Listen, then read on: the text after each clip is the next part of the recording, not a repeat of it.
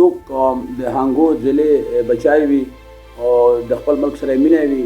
نو هغه خو شکر الحمدلله موږ د هنګو د ضلع بچي موږ په هنګو به موږ باندې حق دی، موږ په هنګو باندې حق دی، د خپل علاقې حفاظت موږ د فرض دی. دا به موږ لکه مخکې که کوم سوچ و اوس که کوم سوچ دی دا موږ د هنګو ضلع دپاره د هنګو د عوام دپاره د خدمات دپاره چې کوم دی دا موږ ضروري موږ د فرض دی، دا موږ په ښه طریقې باندې وکړو. سیاست خو یا خدمت داسې شی دی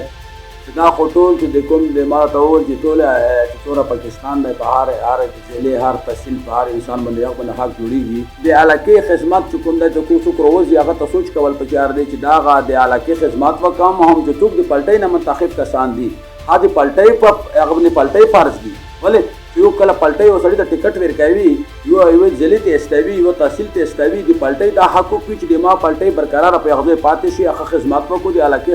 جوړ سره وساتي، د علاقې خدمت وکړو چې هغه پلټۍ ته نقصان ونه رسېږي. او دویمه خبره دا چې د خلک د عوامو ووټ ورکړی منډه ترړې ورسره کړې وي تکلیفونه ورکړي چې عوام ته لکه دی خپل ریلیف ورسوي هغه شی ورته ورسوي د کوم په ضلع کې ضرورت لري. شکر الحمدلله موږ څومره لکه